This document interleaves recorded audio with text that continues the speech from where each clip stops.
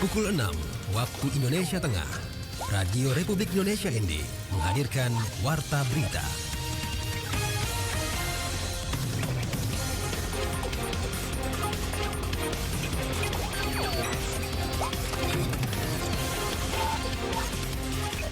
Saudara, selamat pagi. Anda mendengarkan Warta Berita Daerah edisi Senin 17 Maret 2025.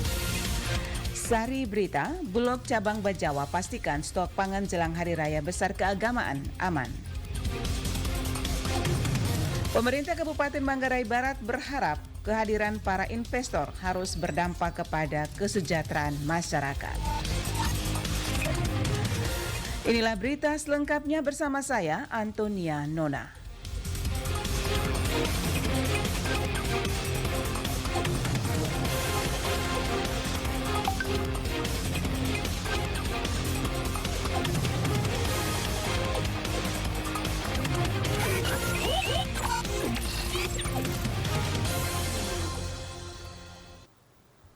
Kami sampaikan berita pertama. Bulog Cabang Bajawa memastikan stok pangan jelang Hari Besar Keagamaan di 2 kabupaten, yakni Ngada dan Nagekeo, aman. Selengkapnya, Ferry Soo melaporkan.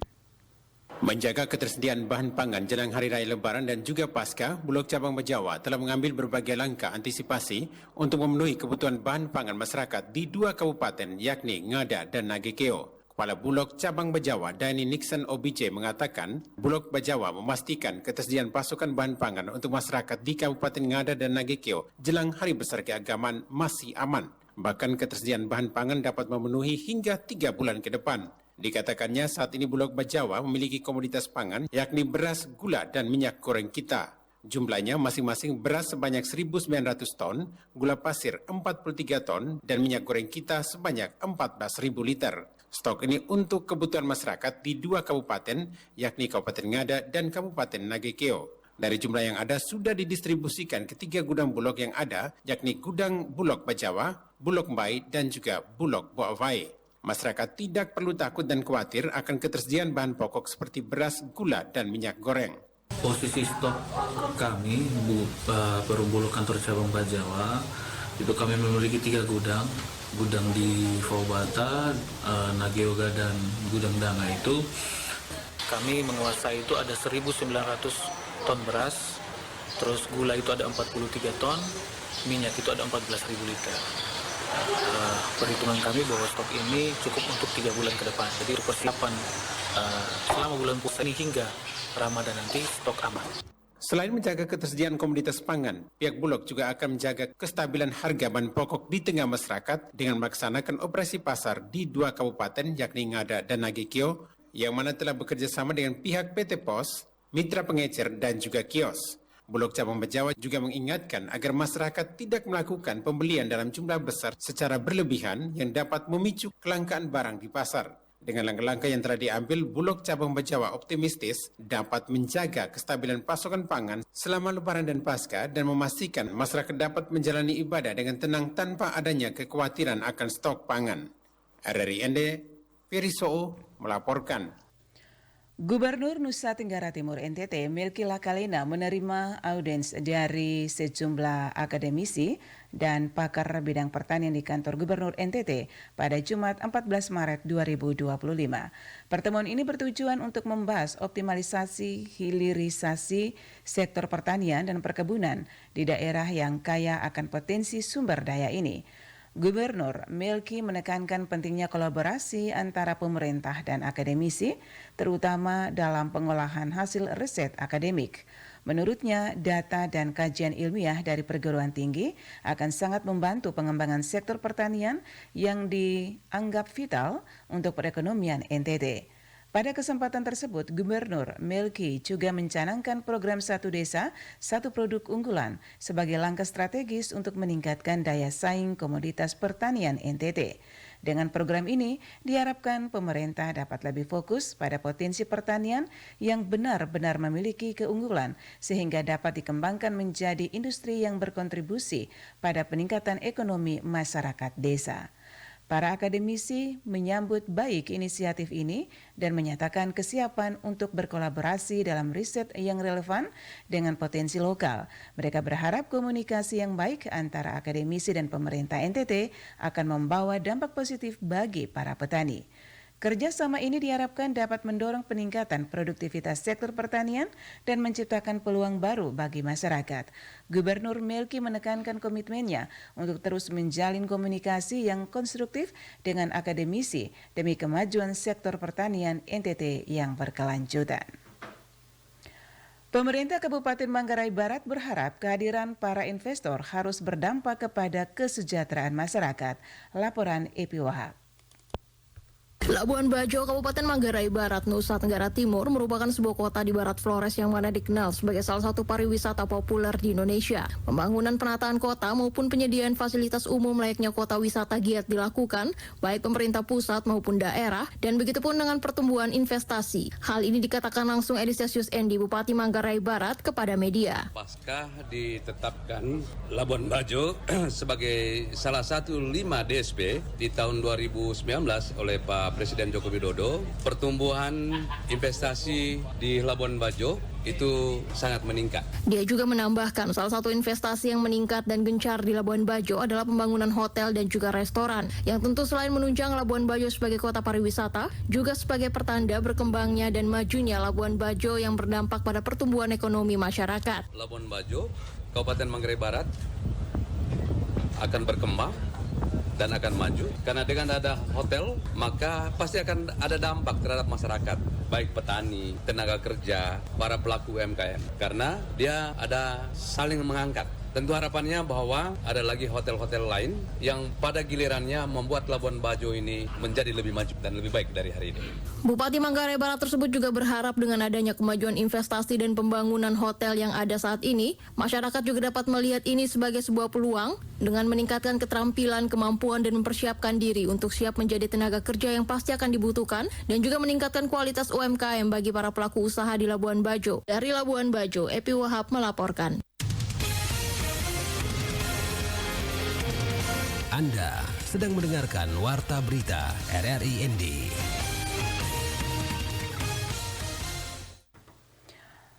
Kita ke Kabupaten Flores Timur. Gunung Lewatobi Laki-Laki di Kabupaten Flores Timur, Nusa Tenggara Timur NTT mengalami erupsi sebanyak 5 kali Sabtu 15 Maret 2025. Petugas Pos Pengamatan Gunung Api PPGA Lewatobi Laki-Laki mencatat letusan tersebut terjadi pada pukul 8 waktu Indonesia Tengah hingga pukul 24 waktu Indonesia Tengah. Petugas Pos Pengamatan Gunung Api Gunung Lewatobi Laki-Laki Yohanes Koli Suributun Minggu 16 Maret 2025 mengatakan teramati 5 kali letusan dengan tinggi 800 sampai 2000 meter dan warna asap kelabu. Ketiga erupsi itu terjadi masing-masing pada pukul 18.15 WITA, pukul 18.38 WITA, pukul 20.49 WITA, pukul 21.39 serta pukul 23.10 WITA. Dalam pengamatan visual Gunung Lewatobi Laki-Laki, terlihat jelas asap kawah bertekanan lemah teramati berwarna putih dengan intensitas tipis dan tinggi 200 sampai 500 meter di atas puncak kawah. Ia juga menjelaskan terjadinya sebanyak 6 kali gempa hembusan, 1 kali gempa vulkanik, dan 1 kali gempa tektonik lokal.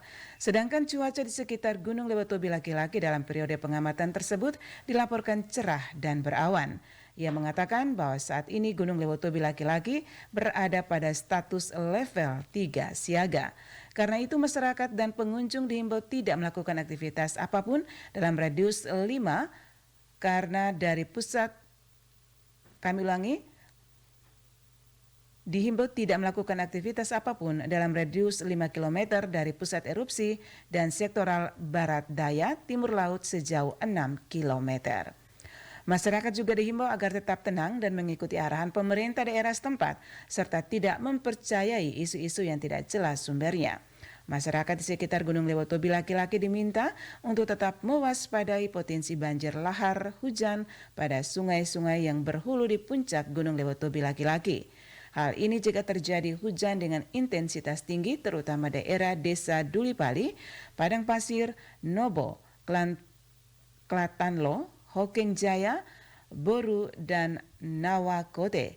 Masyarakat yang terdampak hujan abu gunung Lewotobi laki-laki juga diminta untuk memakai masker atau penutup hidung mulut untuk menghindari bahaya abu vulkanik pada sistem pernafasan. Dalam semangat berbagi di bulan Ramadan, Polres Manggarai bersama awak media menggelar aksi sosial pembagian takjil gratis kepada masyarakat. Selengkapnya dilaporkan Mario Alberto. Dalam semangat kebersamaan dan penuh berkah di bulan suci Ramadan, Polres Manggarai bersama media melaksanakan aksi sosial dengan membagi takjil gratis kepada masyarakat. Kegiatan ini berlangsung di depan Mapolres Manggarai pada Kamis 13 Maret 2025. Aksi sosial ini bertujuan untuk menjalin relasi yang harmonis serta memperkuat sinergitas kepolisian, media, dan masyarakat. Ratusan paket takjil dibagikan kepada masyarakat yang melintasi jalan di depan Mapolres. Sementara itu, Kepala Bagian Operasional Polres Manggarai AKP Riki Dali SH mengatakan bahwa kegiatan ini merupakan wujud nyata kepedulian sosial Polres Manggarai untuk mempererat tali persaudaraan dengan berbagi penuh berkah. Kaitan dengan kami dari kepolisian Polres Manggarai saling berbagi kepada masyarakat sehubungan dengan kegiatan puasa bersama. Kami membagi berkat sedikit untuk masyarakat. Yang kedua berkaitan dengan kegiatan ini, kami bersama wartawan, bersama masyarakat saling mendukung kegiatan ini berjalan dengan baik.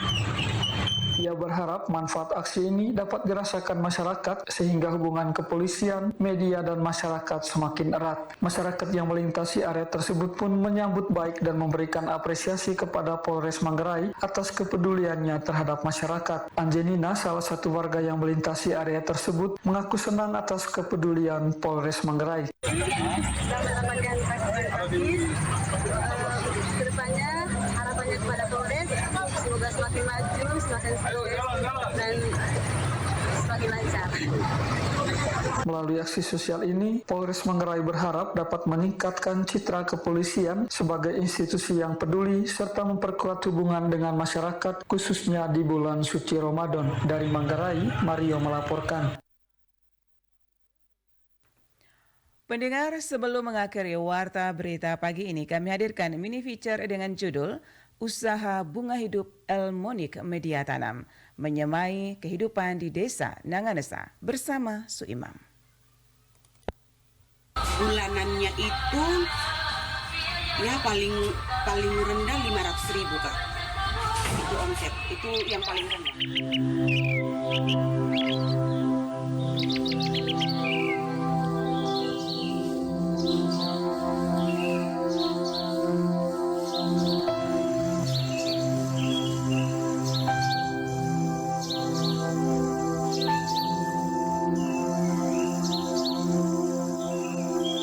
Di Desa Nanganesa, Kecamatan Dona, Kabupaten Ende, ada sebuah usaha yang menyegarkan mata dan hati, yaitu Elmonik Media Tanam yang dikelola oleh Ibu Angela Alfiani SJJ bersama suami tercinta. Usaha ini tidak hanya berfokus pada penjualan bunga hidup, tetapi juga menjadi sumber inspirasi bagi warga setempat untuk menumbuhkan kesadaran tentang pentingnya tanaman dan lingkungan yang hijau. Menurut Angela, awalnya usaha ini dirintis bersama suami di masa pandemi COVID-19. Untuk mengisi waktu luang, Angela bersama suami menanam beberapa jenis bunga untuk koleksi pribadi. Namun lambat laun melihat antusias warga sekitar yang tertarik dengan tanaman hias dan bunga hidup, hal ini mendorong mereka untuk memperluas usaha dengan menjual bunga hidup serta menyediakan media tanam berkualitas yang sangat dibutuhkan oleh para pecinta tanaman.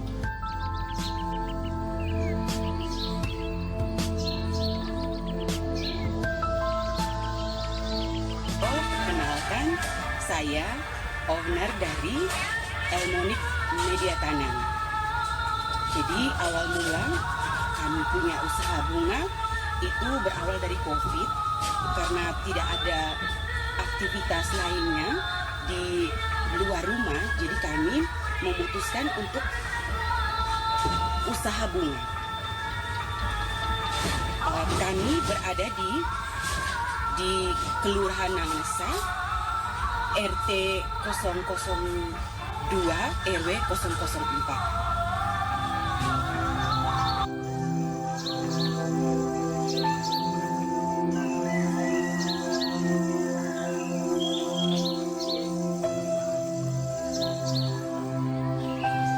Usaha Elmonik Media Tanam kini menjadi salah satu tempat favorit bagi masyarakat Desa Nanganesa dan sekitarnya untuk membeli berbagai jenis bunga hidup. Selain itu, di sana juga menyediakan berbagai macam media tanam yang disesuaikan dengan kebutuhan tanaman hias. Pelanggan yang datang ke Elmonik tidak hanya bisa membeli bunga hidup, tetapi juga mendapatkan informasi dan saran tentang cara merawat tanaman agar tetap sehat dan berkembang dengan baik. Angela bersama suami dengan pengetahuannya yang luas tidak segan-segan berbagi tips dan trik mulai dari pemilihan tanah hingga cara penyiraman yang tepat.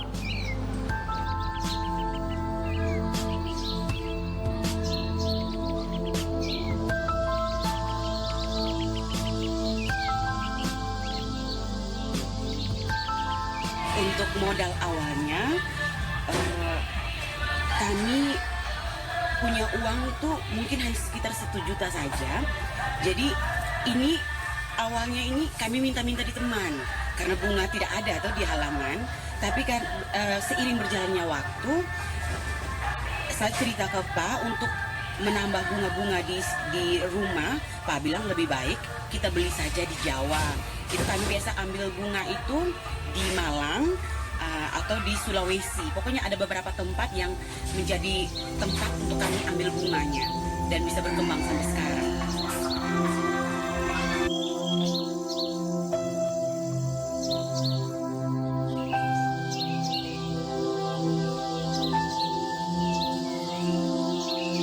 Salah satu inovasi yang ditawarkan oleh Angela bersama suami dalam usaha ini adalah penggunaan media tanam yang ramah lingkungan dan berbahan dasar alami. Mereka menggunakan campuran tanah organik yang kaya akan nutrisi dan ramah terhadap lingkungan yang menjadi pilihan ideal untuk tanaman hias. Selain itu, mereka juga mengembangkan konsep desain taman vertikal dan pot gantung untuk rumah-rumah yang memiliki lahan terbatas. Konsep ini sangat diterima di kawasan perkotaan, di mana ruang terbuka hijau sangat minim. Banyak dari pelanggannya yang menggunakan media tanam dari Elmonik untuk menghiasi rumah, halaman, bahkan ruangan di dalam rumah.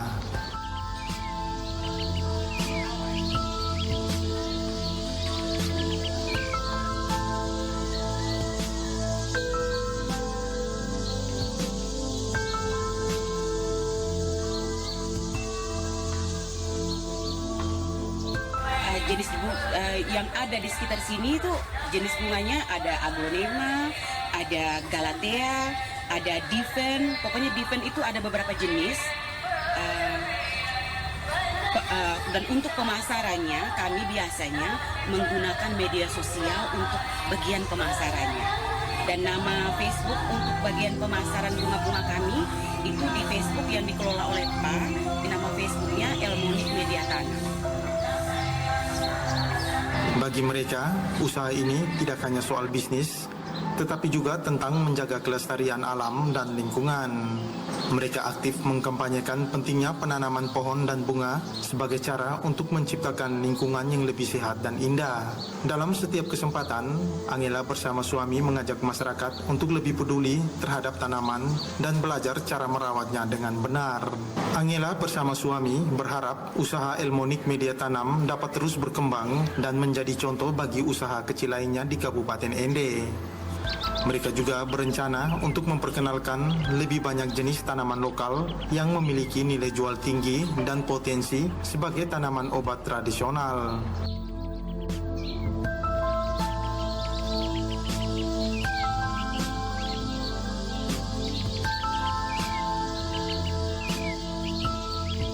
Untuk omsetnya memang tidak setiap hari bunga itu laku, Kak. Jadi untuk bulanannya itu ya paling rendah 500.000, Kak. Itu omset, itu yang paling rendah. Tapi kalau ramai itu bisa 3 sampai 4 juta sebulan. Pembelinya itu dari dalam kota, ada kala lebih banyak kami punya pelanggan itu dari kantor-kantor, Kak, untuk ambil bunga di sini. Harapan kami sebagai penjual bunga, semoga ada perhatian dari pemerintah untuk menggunakan jasa kami, semisalnya untuk dekor di kantor-kantor menggunakan bunga hidup, supaya usaha kami bisa lebih berkembang.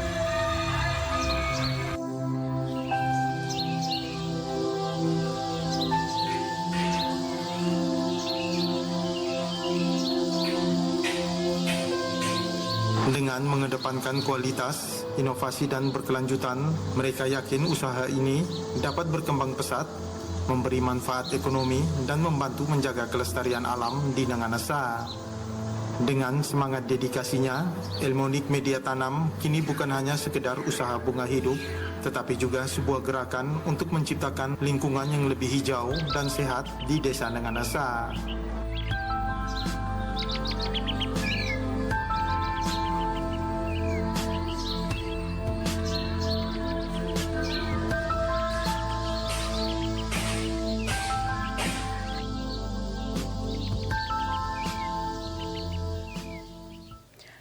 Saudara, sekian Warta Berita Daerah RRI ND edisi Senin 17 Maret 2025. Saya Antonia Nona mengucapkan terima kasih. Selamat pagi.